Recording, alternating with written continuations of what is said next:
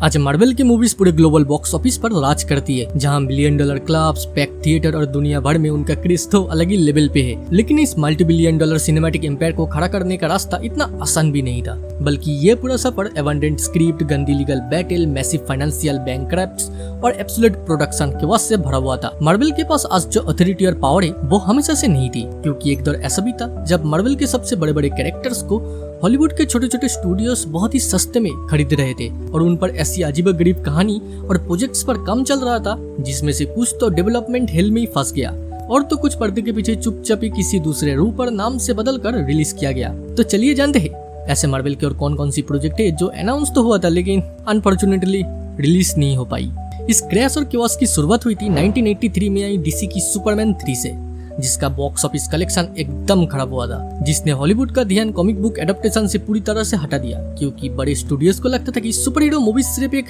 Short term trend थी जो अब हमेशा के लिए खत्म हो चुका है, जिसके चलते 1980s और 1990s तक आते आते ये सारे प्रोजेक्ट हॉलीवुड की लो प्रायोरिटी बन चुके थे। इस बेरुखी के बाद भी कुछ विजनरीज फिल्म मेकर ने मार्वल के कैरेक्टर्स को सिल्वर स्क्रीन पर लाने के लिए लगातार नया सपने और प्लान्स बुन रहे थे, जिसमें से सबसे पहला बड़ा नाम निकल कर आता है फेमस हॉरर डायरेक्टर जॉर्ज रोमेरो का, जिन्होंने night of the living dead जैसी कल्ट क्लासिक मूवी बनाई थी और वो अर्ली 1980s में एक ऑब्सक्योर मार्वल कैरेक्टर कॉपरहेड पर फिल्म बनाने के लिए पूरी तरह से तैयार थे। इस प्रोजेक्ट का official name Mongol the legend of copperhead रखा गया था। अगर सब कुछ प्लान के मुताबिक ठीक चलता तो ये मार्वल कॉमिक्स की हिस्ट्री की सबसे पहली official live action film adaptation होने वाली थी, जिसकी पूरी स्क्रिप्ट और प्री प्रोडक्शन का काम चल रहा था। लेकिन तभी मार्वल के पास फंड्स की इतनी भयानक कमी हुई कि उन्होंने इस प्रोजेक्ट को बीच में ही कैंसिल कर दिया और इस खराब किस्मत के चलते 1986 की flop hovered the dark Marvel की पहला थिएट्रिकल फिल्म बन गई। सुपर हीरो फिल्म का ये बुरा दौर सिर्फ हॉरर तक ही सीमित नहीं था,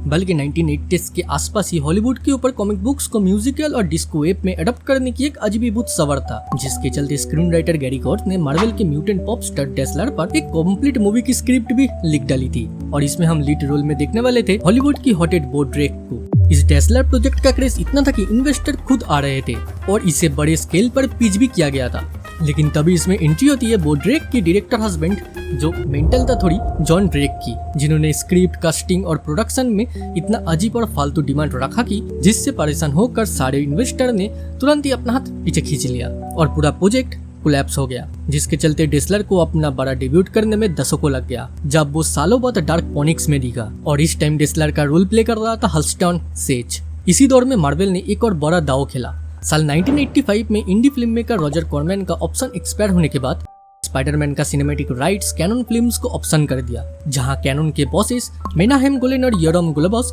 मार्वल को अगले 5 सालों के लिए $225,000 में राजी कर लिया। लेकिन उनके साथ सबसे बड़ी प्रॉब्लम यह था कि वो स्पाइडरमैन के कोर कॉन्सेप्ट को पूरी तरह से गलत समझ बैठे थे और सोचा था कि ये कोई सुपर हीरो नहीं बल्कि एक असली गंदा और डरावना कीड़ा है।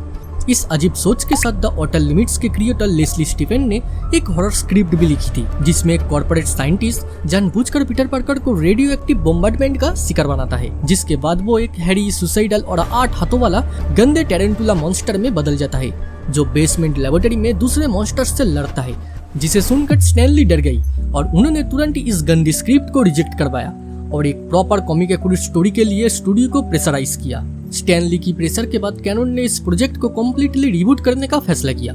जहां the Texas chainsaw the massacre का डायरेक्टर टॉबी हॉपर को रिप्लेस करके जोसेफ जीटो को डायरेक्टर बनाया गया और उन्होंने यूएस और यूरोप में ग्रैंड लोकेशन की तलाश शुरू कर दी, जिसमें उन्होंने 15 से $20 मिलियन का बजट रखा था और पीटर पार्कर के रोल के लिए उस वक्त के यंग टॉम क्रूज को भी अप्रोच किया जा रहा था, जबकि स्टैनली खुद जे जोना जॉनसन के लिए भी इंटरेस्टेड थे। लेकिन तभी कैनन फिल्म की किस्मत खराब हुई और उनकी 2 सबसे बड़ी और महंगी film Superman 4 the quest of peace और master of the universe box office पर बुरी तरह से पिट गई, जिसकी वजह से स्टूडियो फाइनेंशियल कोलैप्स हो गया और उन्होंने रातों रात स्पाइडरमैन के बजट काटकर 10 मिलियन से भी कम कर दिया, जिसके बाद डायरेक्टर जीतो ने ऐसी सस्ती और कॉम्प्रोमाइज्ड फिल्म बनाने से साफ मना कर दिया और लगभग $1.5 मिलियन प्री प्रोडक्शन में खर्चा करने के बाद कैनन के फाइनेंशियल क्राइसिस ने प्रोजेक्ट के साथ साथ उनके स्टूडियोज को भी हमेशा के लिए बंद कर दिया। कैनन के डूबने के बाद 1990s और अर्ली 2000 का दौर मार्वल के लिए एक तरह से सिनेमैटिक वाइल्ड वेस्ट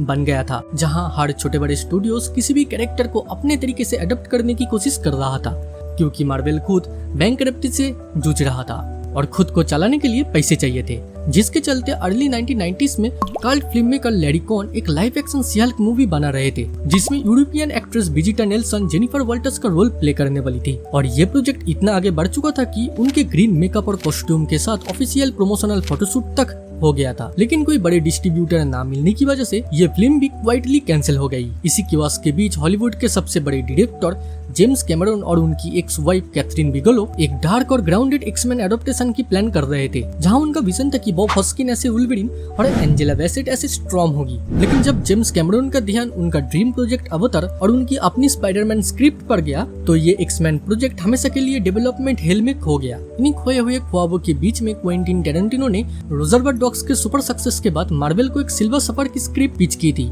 और वो लॉरेंस फिशबर्न के साथ एक badass gritty Luke Cage film की प्लानिंग भी शुरू कर चुके थे। लेकिन उन्होंने खुद ही ये सब छोड़कर पप फिक्शन बनाने चला गया, क्योंकि उन्हें भी पता चल गया था कि स्टूडियो उन्हें सुपर हीरो जॉनरा में क्रिएटिव फ्रीडम नहीं देने वाले, जिसके चलते आयरन मैन के राइट्स भी किसी हॉट पोटैटो की तरह फॉक्स से न्यू लाइन से यूनिवर्सल के बीच पास होते रहे, जहां एक वक्त पर टॉम क्रूज खुद ही इस फिल्म को प्रोड्यूस और लीड रोल प्ले करना चाहते थे। लेकिन उस दौर की लिमिटेड टेक्नोलॉजी और बजट इश्यूज के चलते ये फिल्म बन नहीं पाई। लेकिन इस पूरे 90s के कॉर्पोरेट किवास में सबसे बड़ा और सतीरा ट्विस्ट तब आया जब मार्वल के एक बहुत ही बड़े कैरेक्टर डॉक्टर स्ट्रेंज पर एक फुल्ली लाइव एक्शन फिल्म बनने जा रही थी, और उसकी स्क्रिप्ट और सेट डिजाइन पर पर्दे के पीछे लगातार बातें चल रही थी। लेकिन जब production company full moon pictures ने देखा कि उनके पास कैरेक्टर के प्रॉपर कॉपीराइट और ट्रेडमार्क राइट्स को लेकर थोड़ी प्रॉब्लम चल रहा है, तो उन्होंने अजीब गेम खेला। उन्होंने ओरिजिनल डॉक्टर स्ट्रेंज की स्क्रिप्ट उठाया और कॉपीराइट के लॉसूट से बचने के लिए कैरेक्टर के नाम, लोकेशन और मैजिकल आर्टिफैक्ट्स को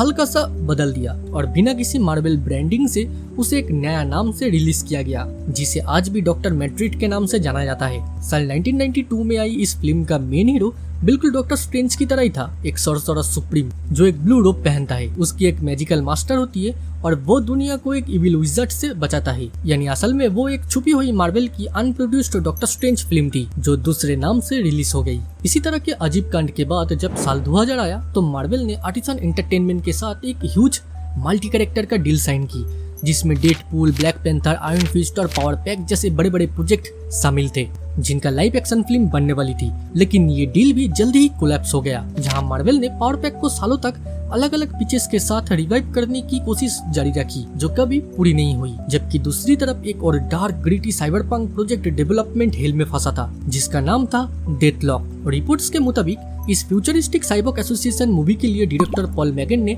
लीड रोल में ऐसे एक्टर को शॉर्टलिस्ट किया था जो उस वक्त इंडस्ट्री में अपना कमबैक ढूंढ रहा था, रॉबर्ट डाउनी जूनियर। लेकिन किस्मत को कुछ और ही मंजूर था, क्योंकि डेथलॉक नहीं बल्कि आयरन मैन उनका फ्यूचर डेस्टिनी बनने वाला था। मार्वल के इस कॉर्पोरेट मेकओवर के दौर में कई ऐसे ऑथर्स और विजनरीज की एंट्री हुई जो मार्शल आर्ट्स और हाई स्टेक्स स्पाई थ्रिलर के साथ एक नया रंग लाना चाहते थे, जिसमें लगभग साल 2001 के आसपास ब्लेड मूवी के हिट डायरेक्टर स्टीफन नॉरिंगटन ने ऑफिशियली अनाउंस किया कि उन्होंने the hands of शैंग-ची master of kung फू फिल्म को डायरेक्ट करने की कॉन्ट्रैक्ट साइन किया है, जिसे उन्होंने डायरेक्टली ब्रूस ली की गोल्डन एरा को एक रॉ और ग्रिटी ट्रिब्यूट बताया था। साल 2004 में इस प्रोजेक्ट में लेजेंडरी फिल्म मेकर अंग ली ऐसे प्रोड्यूसर जुड़े, और 2005 तक द मैट्रिक्स के एक्शन कोरियोग्राफर युएन वो पिंग को इसका डायरेक्टर बनाया गया, जिसकी स्क्रिप्ट बैंड ऑफ ब्रदर्स के राइटर ब्रूस सी मैकलेन लिख रहे थे। लेकिन इतने सारे हैवीवेट का एक साथ आने के बाद भी स्टूडियोज और प्रोड्यूसर के बीच क्रिएटिव और फाइनेंशियल डिसएग्रीमेंट के चलते ये फिल्म भी हमेशा के लिए सेल्फ हो गया, और शैंग-ची को पर्दे पर आने में दशकों लग गया। वहीं दूसरी तरफ मार्वल का ultimate super spy Nick Fury भी अपने सोलो स्क्रिप्ट के साथ तैयार हो रहे थे, जब साल 2006 में एयरफोर्स 1 के राइटर एंड्रू डब्ल्यू मार्लो को एक high octane Nick Fury standalone script के लिए हायर किया गया था, जो comic book legend Jim Steranko की क्लासिक सीरीज पर बेस्ड होने वाली थी, जिसमें शील्ड का आइकॉनिक हेलिकैरियर बहुत ही ग्रैंड लेवल पर फीचर किया जाने वाला था। लेकिन सैमुअल जैक्सन के इस रोल में आने से बहुत ही पहले ही ये प्रोजेक्ट स्टूडियोज के ठंडे रिस्पांस की वजह से कोल्ड स्टोरेज में चला गया। इसी तरह लायंसगेट एंटरटेनमेंट के अंदर भी एक सुपर स्पाई अपना सिनेमैटिक डेब्यूट करने वाली थी, जब साल 2004 में उन्होंने standalone black window motion picture को अनाउंस की थी, जिसे एक्स-मैन के राइटर डेविड हैटर राइट और डायरेक्ट कर रहे थे, और उन्होंने नाताशा रोमानोव की एक बहुत ही डार्क, ब्रूटल और इमोशनल ओरिजिनल स्टोरी लिखी थी, जो डायरेक्टली सोवियत यूनियन के बैकग्राउंड और रेड रूम की ब्रेन वॉशिंग को एक्सप्लोर करती। लेकिन तभी हॉलीवुड के कई सारे फीमेल लीड एक्शन मूवीज जैसे आयरन फ्लैग्स और कैटवुमैन लाइन से बॉक्स ऑफिस पर बुरी तरह से फ्लॉप हो गई, जिससे डरकर लायंसगेट के एग्जीक्यूटिव प्रोड्यूसर ने इस प्रोजेक्ट को गला घोट कर मार दिया और इसका राइट्स वापस मार्वल के पास चला गया। लेकिन सुपर हीरो हिस्ट्री का सबसे बड़ा और सबसे दुखदायक नुकसान तब हुआ जब साल 2007 में visionary dark fantasy director Guillermo del Toro एक डॉक्टर स्ट्रेंज फिल्म को डायरेक्ट करने के लिए बहुत ही ज्यादा इंटरेस्टेड थे और उनका पूरा ट्रीटमेंट उन बातों पर बेस्ड था जो उन्होंने लेजेंडरी कॉमिक बुक ऑथर नील जेमैन के साथ एक सीक्रेट मीटिंग में डिस्कस की थी, जहां उन दोनों का कॉम्बिनेशन सुपर हीरो जॉनरा में एक अलग गोटिक और कॉस्मिक हॉरर प्रेजेंट करता। लेकिन अफसोस ये है कि मार्वल ने इस प्रोजेक्ट को कोई भी इंटरेस्ट नहीं दिखाया, क्योंकि उन्हें लगता था डॉक्टर स्ट्रेंज बहुत ही ज्यादा माइनर और ऑब्सक्योर कैरेक्टर है जो बॉक्स ऑफिस पर पैसा नहीं कमा पाएंगे। डॉक्टर स्ट्रेंज के इस रिजेक्शन से पहले हॉलीवुड में एक बहुत ही बड़ा फ्रॉड चल रहा था, जब साल 1983 में जर्मन प्रोड्यूसर ब्रेट इचिगान ने सिर्फ $250,000 में मार्वल से फैंटास्टिक फोर के फिल्म राइट्स खरीदे थे, जिसमें शर्त यह था कि अगर उन्होंने दिसंबर 1992 के तक कोई भी फिल्म का प्रोडक्शन शुरू नहीं किया तो ये राइट वापस से मार्वल के पास चला जाएगा। फिर जब मार्वल ने कॉन्ट्रैक्ट को एक्सटेंशन करने से मना कर दिया तो इचिगान ने एक ऐसा लीगल लूपहोल ढूंढा जिसमें उन्होंने राइट्स बचाने के लिए सस्ता प्रोडक्शन किंग रॉजर कॉमेन के साथ हाथ मिलाया। सिर्फ 1 मिलियन के टाइट बजट में डायरेक्टर ओली सेसन ने सिर्फ 3 हफ्तों के अंदर ही ultra low budget Fantastic Four film shoot करवाई, जहां कास्ट और क्रू को अंदाजा भी नहीं था कि उनका पपेट बनाया जा रहा है और वो सोच रहा था कि वो एक असली बड़ी मार्वल मूवीज बना रहा है। साल 1993 के समर में इस फिल्म का ट्रेलर चलाया गया और जनवरी 1994 को इसका ग्रैंड वर्ल्ड प्रीमियर अनाउंस्ड हो गया। लेकिन अचानक प्रीमियर से ठीक पहले ही मार्वल एग्जीक्यूटिव एवियट ने रातों रात एक बड़ा चेक देकर वो फिल्म खरीद ली और सारे ओरिजिनल नेगेटिव्स और प्रिंट्स को डिस्ट्रॉय करने की ऑर्डर दे दिया ताकि मार्वल का ब्रांड सस्ता ना लगे, जिसके चलते ये मूवी ऑफिशियली कभी रिलीज ही नहीं हुई और तभी से इसका लो क्वालिटी VHS रिप्स और वोल्टेज वर्जन इंटरनेट और यूट्यूब पर चल रहा है। फैंटास्टिक फोर के इस कांड के साथ स्पाइडरमैन भी 1990s के बीच जेम्स कैमरन के हाथ तक पहुंच चुका था, जिन्होंने एक 57 पेजेस का एक्सट्रीमली डार्क और R-rated स्क्रिप्टमेंट लिखा था, जिसमें काफी गाली गलौज तो था ही, साथ ही एक नोटोरियस सीन भी था जहाँ स्पाइडरमैन और मेरी जेन ब्रुकलिन के ब्रिज के ऊपर सेक्स करते हैं और इसमें उन्होंने इलेक्ट्रो को एक करप्ट बिजनेसमैन और अर्नल्ड को ऐसे डॉक्टर ऑक्टोपस के लिए कास्ट किया जाने वाला था। लेकिन तभी 1996 में कार्लको पिक्चर्स और मार्वल खुद बैंकरप्ट हो गए, जिसके चलते इस फिल्म पर एक बहुत ही बड़ी मल्टी स्टूडियो लीगल बैटल शुरू हो गई और जेम्स कैमरन ने परेशान होकर इस प्रोजेक्ट को छोड़ दिया, जिसके बाद मार्वल ने 1990s में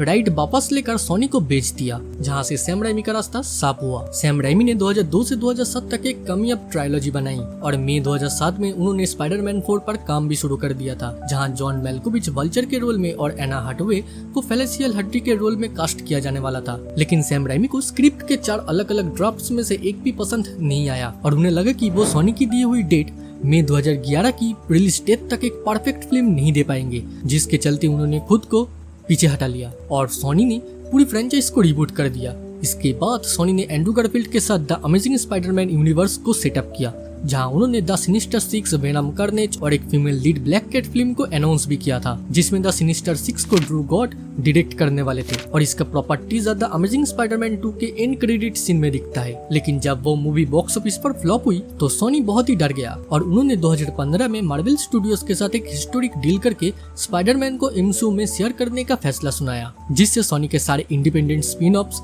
रातों रात कैंसिल या पोस्टपोन्ड हो गया। सोनी के इस ब्रेकडाउन के साथ ही खुद मॉडर्न एमसीयू के पास भी अबंडेंट आइडियाज का एक बहुत ही बड़ा बस्तान है, जहां इंटरकनेक्टेड जाइंट बनने से पहले 2009 और 10 के दौरान Marvel Studios Cable, Iron Fist, Kazar, Dazzler और लूक किस जैसे कैरेक्टर पर लो बजट फिल्म पर प्लान कर रहे थे। लेकिन ये सारे प्रोजेक्ट कैंसिल होते होते आखिरकार नेटफ्लिक्स और फॉक्स जैसे स्टूडियोज तक पहुंच गया, जबकि उनका सबसे ज्यादा डेवलपमेंट और ऑलमोस्ट रेडी प्रोजेक्ट रनवे था, जिससे 2010 में डायरेक्टर पीटर सोलेट ऑफिशियली जुड़े थे। लेकिन मार्वल ने अपने सारे ध्यान और रिसोर्स को एवेंजर्स की तरफ शिफ्ट करने के कारण इस फिल्म को रोक दिया और ये हमेशा के लिए वॉल्ट में चली गई, जो सालों बाद एक हुलू सीरीज बन के लौटी। जेम्स गन का प्लान भी और भी बड़े थे, जिन्होंने गार्डियंस ऑफ वॉल 1 से पहले ही थिएटर्स में 4 अलग अलग one shot prequel short film का प्लान भी किया था और उन्होंने रॉकेट और ग्रूट का एक शॉर्ट पार्ट शूट भी कर लिया था, जो बजट कॉन्स्ट्रेंट के चलते ही कैंसिल हो गया। जबकि उन्होंने वॉल 2 के बाद ड्रैक्स एंड मेंटिस पर सेंटेड एक स्टैंडअलोन स्पिन ऑफ मूवी की पिच भी की थी। मार्वल के jam packed pre planned schedule के चलते ये भी कैंसिल करना पड़ा। इस बात से फ्रस्ट्रेटेड होकर द बाटिस्टा ने इस कैरेक्टर का रिटायरमेंट ही अनाउंस कर दी। लेकिन एमसीयू का सबसे बड़ा शॉकिंग और सबसे रिसेंट क्रिएटिव चेंज तो उनकी मल्टीवर्स सागा के क्लाइमैक्स पर हुआ, जब जुलाई 2022 में उन्होंने officially Avengers the Kang Dynasty announce की थी।